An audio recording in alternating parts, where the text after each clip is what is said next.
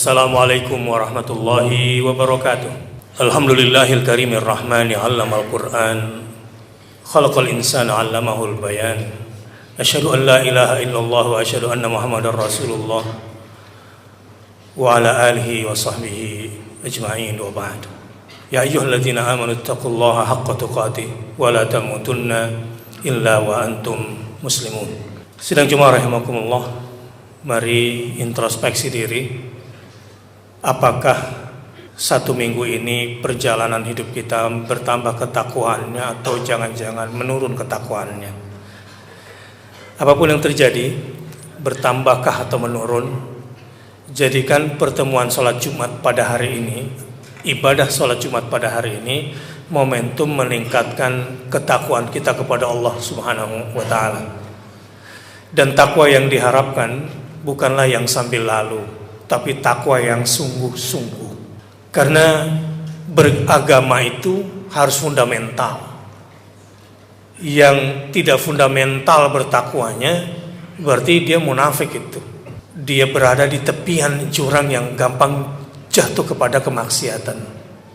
Tema khutbah kita pada hari ini untuk melindungi diri kita dari berbagai macam kejahatan. Sengaja kami memilih tema mentadaburi surah Al-Falaq dan An-Nas yang biasa disebut dengan Al-Mu'awwidhataini, dua surat perlindungan dari Allah Subhanahu wa Ta'ala. Ini biasa dibaca secara sunnah itu pada zikir pagi dan zikir sore, dan ini juga dibaca sebelum tidur. Bahkan dalam situasi terancam seharusnya kita juga membaca dua surat ini. Bahkan dalam riwayat lain ditambah menjadi Al-Mu'awwidzat As-Salasah, kalau ditambah surah Al-Ikhlas menjadi 3 surat pelindung. Mungkin tekanannya dalam khutbah yang singkat ini lebih kepada dimensi tauhid dari surah Al-Falaq dan An-Nas ini. Walaupun mungkin saya juga akan sedikit menyinggung perkara mistis di balik adanya perintah membaca surah Al-Falaq dan surah An-Nas ini. Adalah surah ke-113 Al-Falaq dan surah ke-114 An-Nas berdasarkan urutan mushaf. Menurut pendapat yang ditarjih oleh Al-Alusi, bahwa katanya surat pendek yang dua ini diturunkan di Madinah, sementara ada riwayat lain mengatakan ini diturunkan di Mekah. Tetapi Al-Alusi, sahib tafsir Ruhul Ma'ani, mengatakan yang kuat adalah pendapat Qatadah yang mengatakan ini diturunkan di Madinah, jadi surah Madaniyah. Kenapa? Karena ayat ini terkait dengan masalah Rasulullah SAW yang disihir oleh Yahudi yang berada di Madinah. Dan surat ini diturunkan memang berkaitan untuk melindungi Rasulullah SAW atas tentu wahyu dari Allah Subhanahu wa Ta'ala. Walau yang kita tahu selama ini surah-surah pendek di dalam Al-Quran biasanya identik dengan surah Makkiyah, dan surah Makkiyah itu identik dengan masalah-masalah tauhid. Tetapi ini tidak mengurangi dimensi kemakkiyahan daripada surat ini ketika saya nanti tekankan pada sisi tauhid dari balik surah ini. Sihir itu ada atau tidak? Ada. Nyata atau fiksi? Nyata. Ada.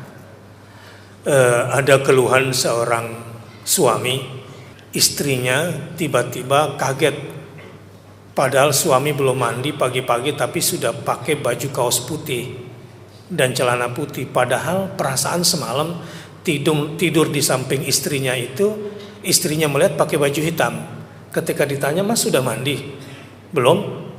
"Loh, kok pakai baju putih, udah ganti baju?" "Loh, memang dari semalam saya tidur pakai baju putih." "Enggak, saya pegang tangan Mas semalam dingin, kaki Mas juga dingin. Lalu ya saya tutupi pakai selimut, Mas pakai celana hitam dan baju hitam." Rupanya bukan cuma di tempat tidur istri diganggu oleh jin yang bernama Ghailan, tetapi ternyata ketika istri sedang mandi, sosok yang menyerupai suaminya tuh ada juga di samping istrinya yang sedang mandi. Ini biasanya kalau suami menyimpan benda-benda yang terkait dengan kemusyrikan di rumah. Ini biasanya. Ya mungkin karena karir, karena bisnis, lalu menyimpan benda-benda musyrik yang diyakininya atau separuh diyakininya, ini bisa terjadi. Ditanyalah oleh orang yang ahli, sudah diruqyah rumahnya, sudah dibacakan surat pelindung, sudah berulang-ulang. Tetapi ya kadang datang lagi. Memang kalau masih ada benda, terutama pakaian dalam suami dan alas kaki suami yang mirip dengan bendanya si ghailan, atau si ghailan ini menaruh benda di dalam rumah kita, konon menurut para pakar di bidang itu agak mirip, itu kadang dia bisa datang lagi. Zaman sekarang yang dibilang modern, rupanya perkara-perkara mistis ini juga terus berkembang, dan kemusyrikan dalam bentuknya yang bermetamorfosa sesuai dengan zamannya juga terus berkembang. Kalau zaman dulu orang itu kasih sesajen itu kan ke batu, ke sumur tua, ke pohon tua gitu. Kalau sekarang sudah dalam bentuk parcel, sudah. Jadi parcel ini sudah identik juga dengan sesajen. Karena orang kasih sesajen biasanya untuk dua hal. Sama dengan orang kasih parcel untuk dua hal. Ini parcel yang bukan hadiah. Orang biasanya kasih sesajen satu karena selamatan atau karena syukuran, memohon keselamatan dari perkara gaib yang dia sendiri tidak paham, dan yang kedua karena bersyukur, barangkali entah dari mana bersyukurnya, sama kayak budaya baru di Indonesia, budaya terima kasih kepada laut gitu, dengan mengarungkan kepala kerbau misalnya ke laut, dan sudah dijaga kembali, dilestarikan kembali budaya ini. Parcel juga kadang-kadang begitu pada pejabat-pejabat tertentu. Nah, apalagi bea cukai ini strategis sekali. Ketika itu sudah mengandung selamatan atau syukuran yang bukan tempatnya untuk hadiah. Kalau hadiah itu sunnah, tahabu, saling menghadiahkanlah kamu, maka kamu akan saling mencintai. Tapi kalau sudah berbentuk sogokan, ya dianggap Anda yang akan menghambat rezeki seseorang, atau Anda yang dianggap bisa meluluskan rezeki seseorang, lalu Anda disogok dalam berbagai macam bentuk, hati-hati. Biasanya orang yang suka makan sogokan itu banyak masalahnya. Dalam hadis Nabi SAW, istrinya bermasalah biasanya. Istrinya suka sama laki orang lain. Anaknya juga bermasalah biasanya. Bahkan konon digambarkan kendaraannya pun bermasalah. Orang yang suka bawa uang haram, uang sogokan ke rumah itu, biasanya banyak masalah. Dan biasanya orang seperti itu rentan untuk diganggu oleh makhluk-makhluk yang jahat. Untuk itulah di sini sedikit saya ingin berikan bagaimana memohon perlindungan kepada Allah lewat tauhid dulu, baru lewat khasiat daripada kedua surah ini. A'udzubillahi minasyaitonirrajim. Bismillahirrahmanirrahim. Qul a'udzu birabbil falaq. Katakanlah, just statement. Buat statement. Katakan. Hanya berkata apa? A'udzu birabbil falaq. Ya Allah, aku lemah, aku tak berdaya, aku berlindung kepadamu dengan sifatmu yang menguasai falak, subuh. Karena kekuatan cahaya saat itu membelah kekuatan gelap malam. Kekuatan cahaya membelah kekuatan gelap malam. Perkataan ini bukan perkataan biasa. Ini lebih dari sekedar mantra yang dibaca. Orang yang berlindung kepada Allah dengan sifatnya Rabbil Falaq, maka dia akan diberikan kemampuan untuk merobek kekuatan gelap. Qul a'udzu birabbil falaq. Ada yang menarik di surah Al-Falaq ini. Kita diminta berlindung hanya dengan satu sifat untuk 4 kejahatan. Satu sifat Allah sebagai Rabbul Falaq yang memecah kegelapan dengan cahaya, agar kita selamat dari 4 kejahatan. Kejahatan apa? Min syarri ma khalaq, wa min syarri ghasiqin idza waqab, wa min syarrin naffatsati fil 'uqad, wa min syarri hasidin idza hasad. 4 kekuatan berbahaya, kekuatan gelap yang berbahaya itu adalah kejahatan yang diciptakan. Berarti Tuhan pencipta kejahatan. Ini salah. Secara tauhid, Allah tidak pernah menciptakan kejahatan. Persepsi manusialah, perilaku manusialah yang menyebabkan sesuatu menjadi jahat bagi dirinya. Misalnya ikan piranha, dia bukan hewan buas, jenis ikan pemakan daging. Ketika kaki Anda ada di situ, dia bukanlah pemakan manusia, dia pemakan daging. Cuma persepsi kita mengatakan hewan ini buas. Kalau Pemda DKI saya pernah dengar banyak pohon-pohon di Jakarta yang sudah mengancam keselamatan manusia. Sejak kapan pohon-pohon mengancam keselamatan manusia? Manusianya yang salah menilai pohon. Musim hujan, musim banjir. Banjir ini akibat persepsi manusia yang keliru, bukan air yang jahat. Coba lihat, orang Indonesia itu terbiasa bikin rumah di kali, belakangnya itu ke kali, pintu depannya ke jalan raya. Beda dengan orang-orang yang di dunia maju, justru pintunya ke arah kali, bagian belakangnya ke arah jalan. Persepsi ini menimbulkan perilaku yang berbeda. Orang-orang yang menghadapkan pintu rumahnya ke arah kali karena mereka melihat air adalah sumber kehidupan. Kali adalah sarana kehidupan. Dan ini harus dibersihkan air kali ini. Persepsi ini menimbulkan lingkungan hidup yang juga bersih. Tapi kalau sudah bikin rumah, belakangnya menghadap ke kali, semua akan dibuang ke kali. Jadi persepsi yang salah tentang kali menyebabkan kali seakan-akan tempat pembuangan semua jenis limbah. Akhirnya terjadilah banjir. Dulu ada rawa buaya, ada rawa bebek, ada rawa apalah namanya. Karena orang Jakarta nggak sedia hidup bersama dengan air, semua kemudian ditutup, jadi tinggal namanya doang. Ada rawa sari. Padahal rawa ini tempatnya air, karena orang Jakarta tidak senang hidup bersandingan dengan air. Kalau orang Singapura kan dia buat waterfront misalnya gitu. Karena mereka senang bersama air, jadi nggak kebanjiran. Nah kalau tempatnya air, kampungnya si air sudah dijadikan bangunan, airnya pulang kampung disebut banjir. Persepsi. Bukan Allah yang menciptakan kejahatan, tetapi persepsi manusia sendiri yang keliru dan perilakunya yang keliru. Dan biasanya memang salah mengenal Allah dan salah mempersepsikan ciptaan-ciptaan Allah Subhanahu wa ta'ala. Qul a'udzu birabbil falaq min syarri ma khalaq wa min syarri ghasiqin idza waqab. Dan dari kegelapan malam jika sudah sangat gelap, sudah gulita. Ya biasanya memang kekuatan gelap itu muncul di waktu gelap.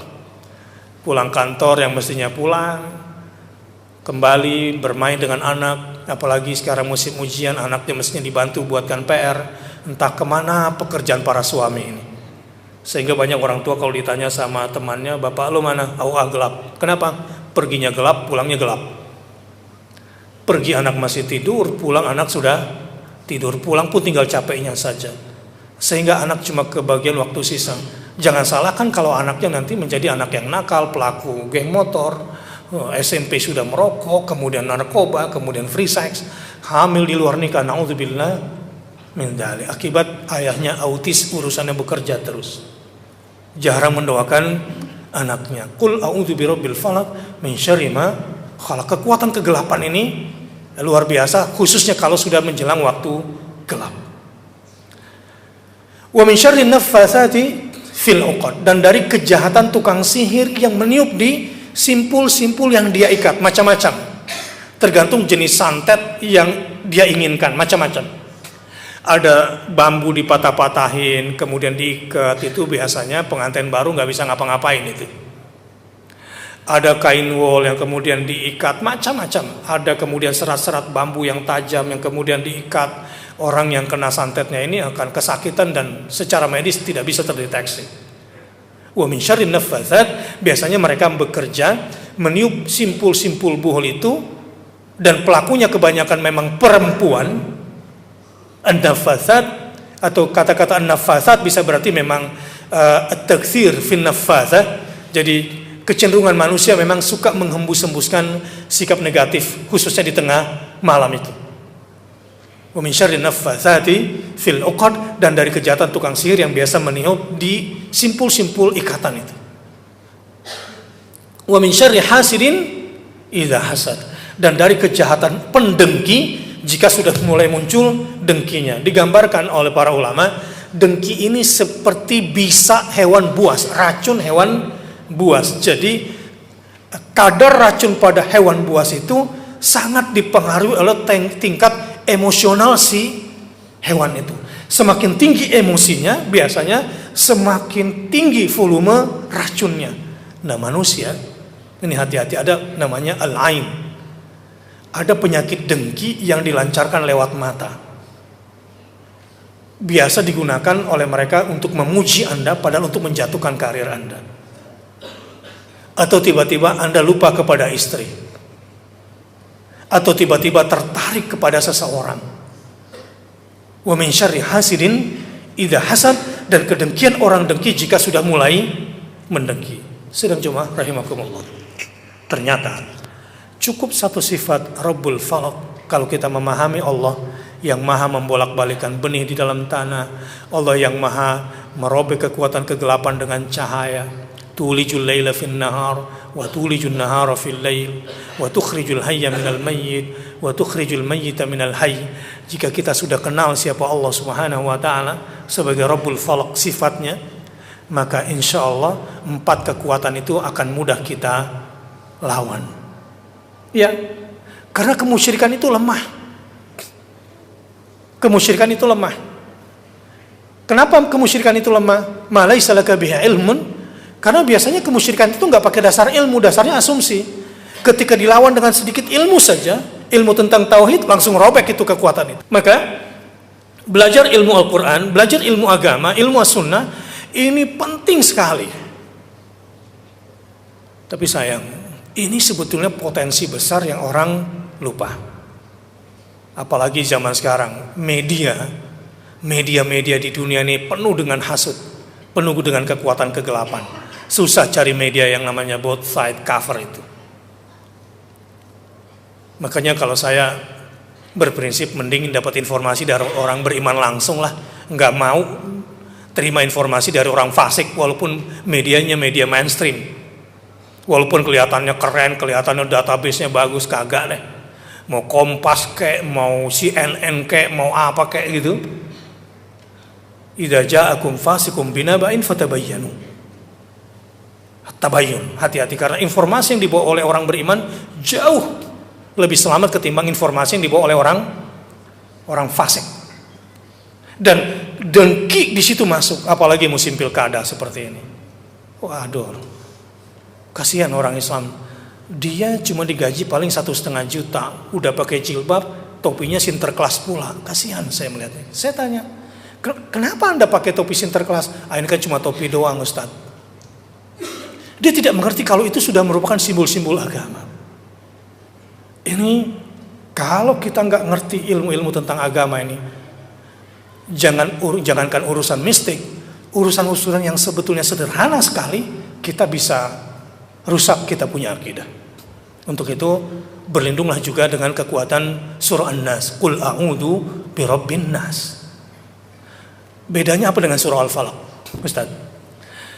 Di surah An-Nas ini kita disuruh berlindung dengan 3 sifat Allah untuk menghadapi 1 kejahatan.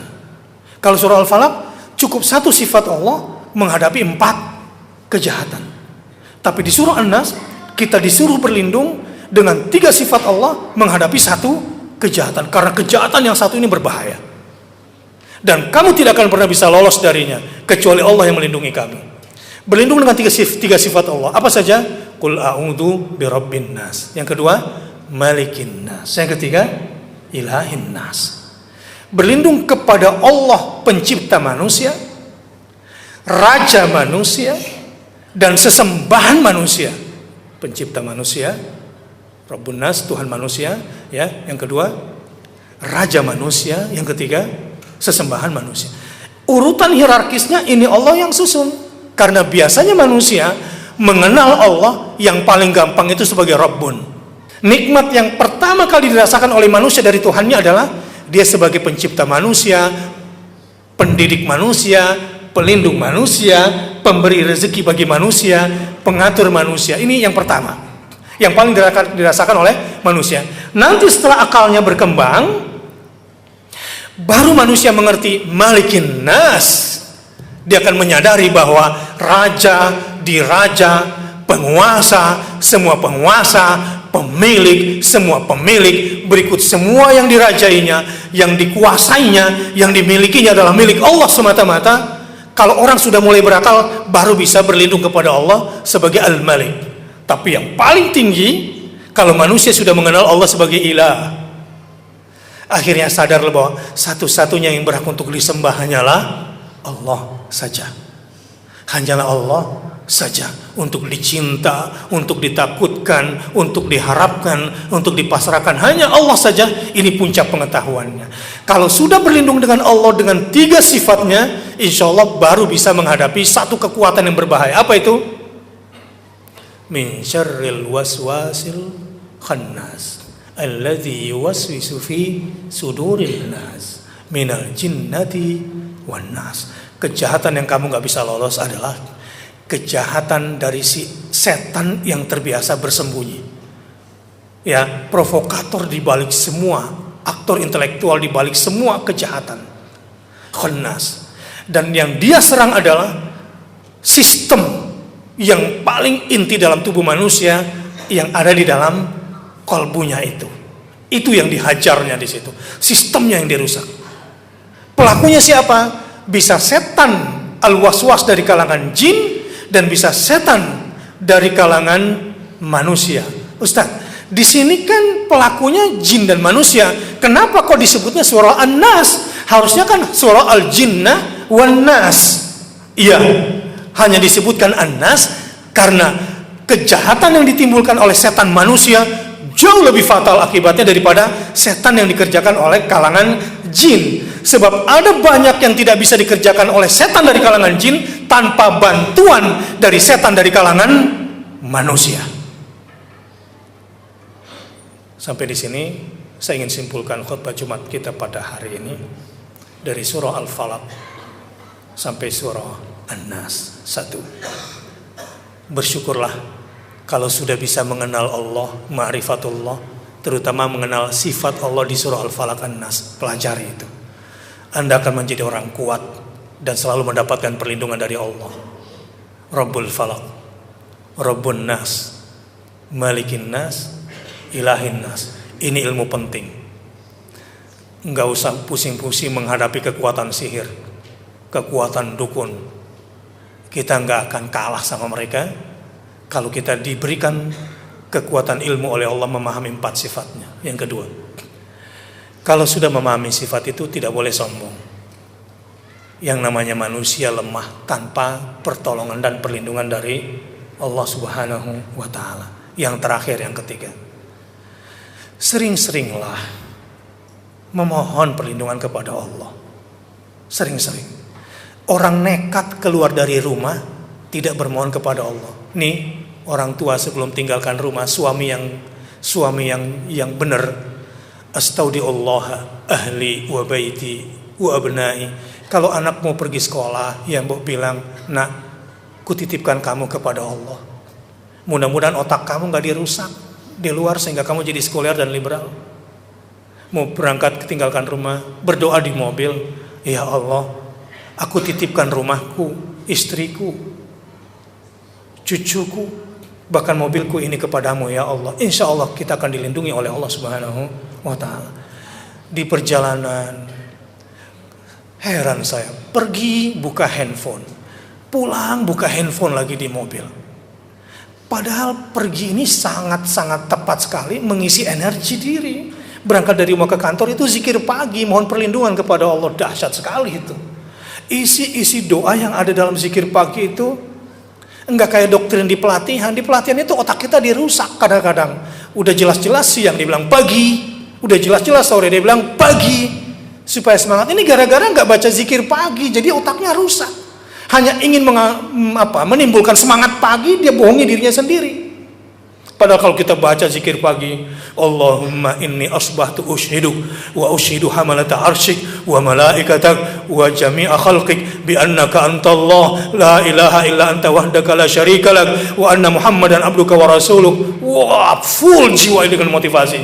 Ya Allah, di pagi yang cerah dan indah ini aku bersaksi padamu dan aku bersaksi terhadap semua malaikatmu, dan aku bersaksi bahwa kepada semua makhluk ciptaanmu engkaulah satu-satunya Tuhan, sesembahanku yang tidak ada sekutu bagimu, dan aku bersaksi bahwa Muhammad itu adalah hambamu dan utusanmu.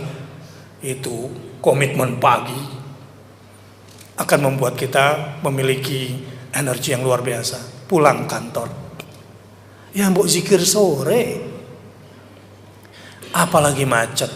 Itu tempat paling nikmat untuk berzikir. Udah kalau perlu matiin tuh handphone, tutup. Nikmati macet dengan berzikir sore, dengan membaca surat-surat pelindung dan perlindungan dari Allah Subhanahu wa taala agar hati kita tentram, keluarga kita terlindungi. Barakallahu li wa lakum fil Qur'anil Karim wa nafa'ani wa iyyakum bima fihi minal ayati wa dzikril hakim wa taqabbala minni wa minkum tilawatahu innahu huwal ghafurur rahim. Alhamdulillahirabbil alamin arrahmanir rahim maliki yaumiddin iyyaka na'budu wa iyyaka nasta'in ihdinas siratal mustaqim siratal ladzina an'amta 'alaihim ghairil maghdubi 'alaihim waladdallin amin. Asyhadu an la ilaha illallah wa asyhadu anna muhammadar rasulullah. Ya ayyuhalladzina amanu taqullaha haqqa tuqatih wa la tamutunna illa wa antum muslimun.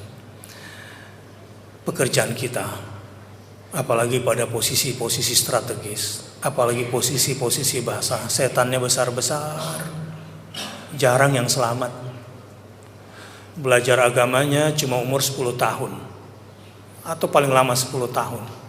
Setelah itu karir dunia terus yang difikirkan, bagaikan membangun bangunan tinggi tapi pondasinya pondasi yang rapuh. Kenapa orang Indonesia gampang korupsi, gampang khianat, ya, gampang sekali ditumbangkan? Itu karena mungkin pondasi kita belum kuat secara tauhid dan jarang memohon perlindungan kepada Allah Subhanahu wa taala. Misalnya nih, masuk kantor, ruangan kita nggak usah takut disadap, nggak usah takut diapa-apakan oleh orang lain. Pokoknya masuk baca assalamualaikum. Atau kalau perlu tambah masya Allahu la quwata illa billah. Semua kekuatan gaib, semua kekuatan jahat yang ada yang akan mengintai kita, dengan izin Allah kita akan dijauhkan asal kita tidak bermaksiat kepada Allah Subhanahu wa taala.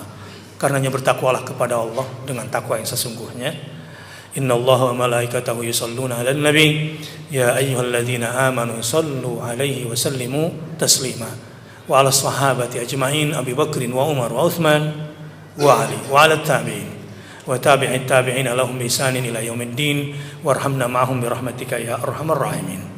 Allahumma ighfir lil muslimina wal muslimat wal mu'minina wal mu'minat al ahya'i minhum wal amwat innaka samiun qaribun mujibud da'wat ya qadhiyal hajat. Rabbana zalamna anfusana wa illam taghfir lana wa tarhamna lanakunanna minal khasirin. Allahumma inna nas'aluka ridhaka wal jannah wa na'udzubika min sakhatika wan nar. Allahumma habbib ilaina al iman wa zayyinhu fi qulubina wa karrih ilaina al kufra wal fusuqa wal isyan waj'alna minar rasyidin. Allahumma a'izzal islam wal muslimin wa ahlikil kafarata wal musyrikin a'da'aka a'da'ad-din. Allahumma ansur man nasaraddin wa khdzul man khadzalal muslimin. Rabbana hab lana min azwajina wa dhurriyyatina qurrata a'yun waj'alna lil muttaqina imama. Rabbana ighfir lana wa liwalidayna warhamhuma kama rabbayana shighara.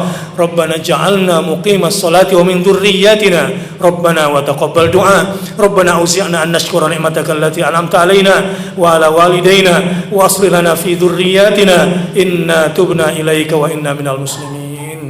Rabbana taqabbal minna innaka antas samiul alim wa tub 'alaina innaka antat tawwabur rahim. Rabbana atina fid dunya hasanah wa fil akhirati hasanah wa qina adzabannar.